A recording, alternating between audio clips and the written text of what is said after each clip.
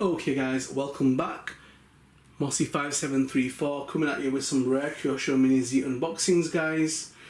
And yep, I mean there's been some beautiful custom stuff, guys, that I've unboxed. And let's have a look. I've got a box here that's come from Germany, so I think it's probably some stuff that I haven't really been able to get hold of in the UK, so I don't know how rare some of these things are. Let's have a look. Oh, okay. Oh, I like my Lambos. I do like my Lambos, guys. Okay, so Lamborghini Murcielago LP670. This is the SV version, and this is pearl yellow. My earliest Mini Z was the same Lamborghini in green pearl. I love that Mini Z till this day. Beautiful. The pearl seems to have a nice pearl kind of shine in the bodywork. Love that. We'll see it on the display stand, guys, but let me just get it out of the case because it will look much better out of this grubby little protective plastic. Oh, that's much better. Still glare, but we'll get it on the display stand. But nice. Getting harder to come by now. But for some reason, you can see that beautiful kind of, I don't know what it is.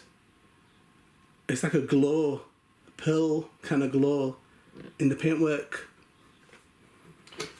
So yep, that is still available in Germany, but not really in abundance anywhere else, guys. Quite a nice looking shell. And from the same seller, I managed to get a body for the F1 cars, which are, I mean, just the bodies for F1 cars can fetch between 80 to £100, and I think he had them on for about 30, I think. So if I ever smash up one of my F1 bodies, I'm just gonna stick this on. So look at the little guy in the car there. Alright, so Ferrari F10 number 8. So yeah, that's pretty hard to get hold of now. And in Japan, they're fetching a pretty penny. They've still got them on, they're holding the value, and they can cost up to £100, guys, just for the actual body itself. I mean, that's not a car, that's just the bits that fit onto the F1 Mini Z. So just the actual shell itself, they become pretty rare, hard to get hold of, and that's just going to fit on to the actual chassis itself. So yep, that's from Germany. And this, let me got a sticker here, so let me just read out. Let me give the guy a bit of a shout out. So that's RC Tech, alright, and experience the difference. Okay, so I think he's got a website where he does Mini Zs as well. And he's got some stuff that is pretty hard to get hold of. But yeah, he's on eBay as well. But I think he's got a website where a lot of his stuff's listed. And yeah, I think he's got some alright stuff. Okay, check them out on the display stand. Get ready, guys, because there's more to come. You're going to like some of the stuff that's to come, guys. It's proper, not run the mill. Okay, let's move on. Check them out. Okay guys, so here we've got the Lamborghini Murcielago LP670-4SV, and this is in the pearl yellow colour, guys. This is called the Galalo Orion pearl yellow. So it was first produced in 2010. They are available, but they have become rare. You can still get them in Germany, surprisingly, and Japan, but the value just jumps up, it doubles minimum. Wheelbase on these are 98mm, it's a LL, and the chassis type is a mid-motor type. On the front there's supposedly no offset on the wheel, and the rear has a 3mm wide wheel offset on it. and the wheels are twin 5-spoke black Lamborghini type wheels which I detest.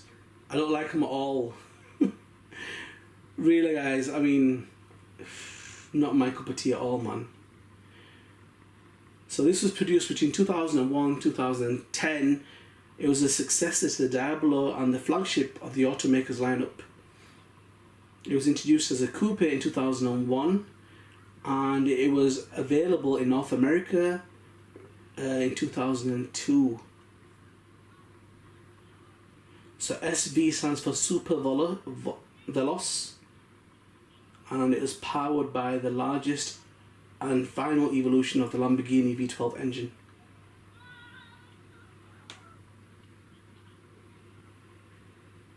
So I think they'd made 4,099 of these, and this car was succeeded by the Aventador, which I wish they would make a Mini Z version of.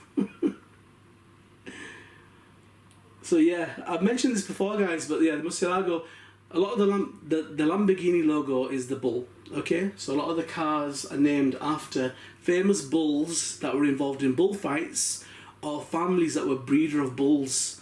So Murcielago was named after a fighting bull that survived 24 sword strokes in an 1879 fight against Rafael El Lagardicho Molina Sanchez, and that was in Cordoba in Spain.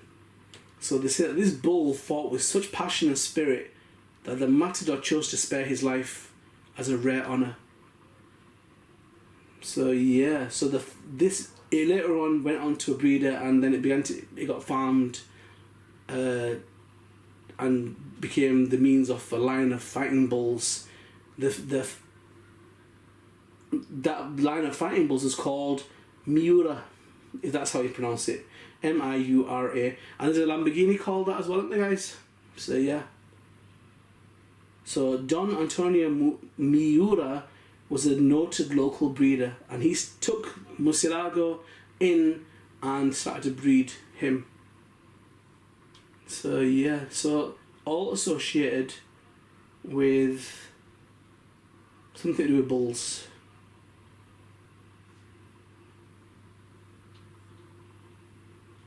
So let's get some stats, because you might have seen these before in a vid, guys. I don't want to bore you guys to death, so let's just get some stats on this little bad boy and we can move on.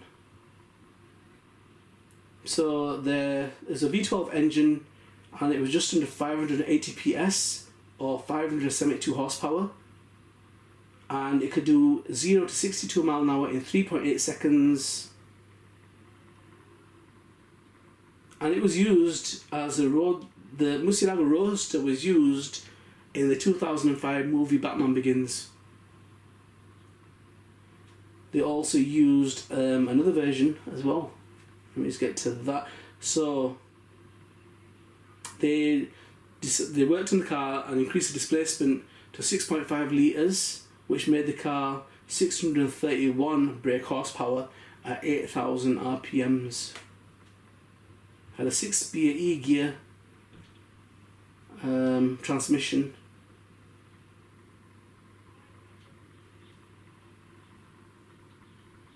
And it was found to do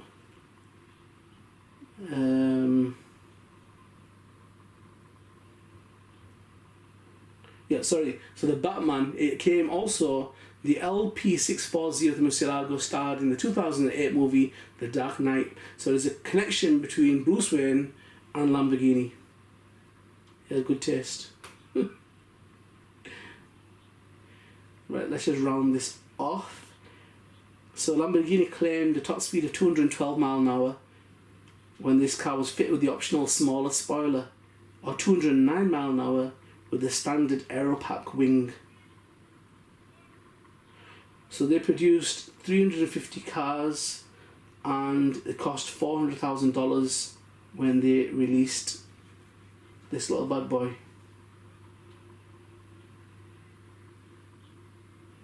I would have thought they'd have made a lot more than that.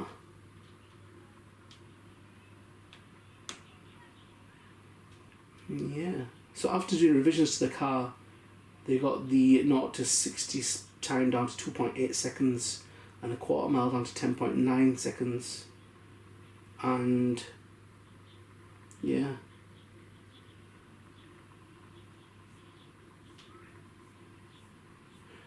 Anyhow, I like my Lamborghinis, guys. Mean looking machines. They go awesome in my race vids. And now that I've managed to change my chassis, I can drift these little bad boys. Stay tuned and look out for that, guys. No more going in straight lines. These bad boys are going sideways. So stay tuned for them vids. Guys, you need to be notified. You need to be subscribed. You're going to miss out. Because there's some cool, custom, one-off and mad cars that are going to come up in this series, and you don't want to miss out. So get subscribed, get notified. Mossy5734. Be ready for the next vid. Okay guys, just a quick whiz of this Ferrari F10 number 8. Is it number 8? Yep, Alonso body shell for the F1 Mini Z cars. So this is obviously a Ferrari F10 model. It's a 2010 FIA Formula 1 World Championship number 8. And this was first produced in 2012. It's available, but I found it to be a bit rare. And it has, when you have the full car, you've got the silver 7-spoke wheels. Okay. So this was supposed to be very distinctive for its aerodynamic shape and the famous F-duct. The front brake disc was cooler, specific to the model, and is glued to the regular MFH05S wheel. So yeah, I don't want to go on too long, guys, because obviously it's just a body shell, it's not the real full ready to run car. So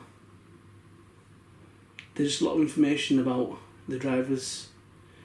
So for example, at the Malaysian Grand Prix, both Alonso, Massa, as well as McLaren's Lewis Hamilton failed to make it through to the second qualifying season after late entries into an increasingly wet season. So they fought their way up the field, but they had downshift problems. Okay, I've noticed with the Formula 1 cars is they haven't picked total winners. It's been like cars that have had mixed performances. Anything about the shell?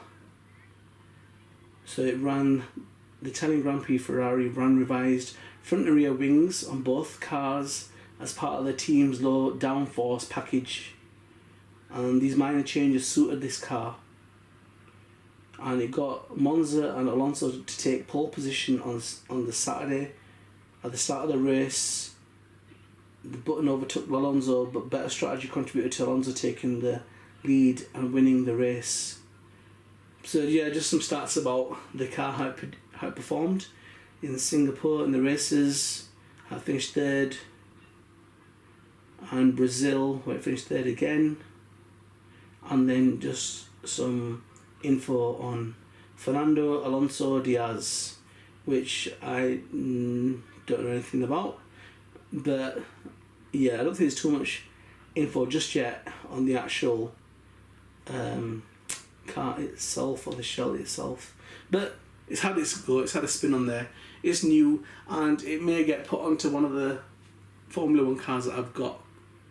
So yep, I'm hoping to convert them to 2.4 gigahertz. I've got all these rainy day kind of projects that I need to get around to, but then I want to make race videos. I've got so many things going on, but yep, hopefully you'll see this at some point in a vid somewhere along the line, and I'd love to have F1 cars going up against supercars in a race vid, but that's for another day. Okay guys, get subscribed, get notified. Bosses5734. Otherwise you're going to miss out on some crazy stuff. You do not want that to happen.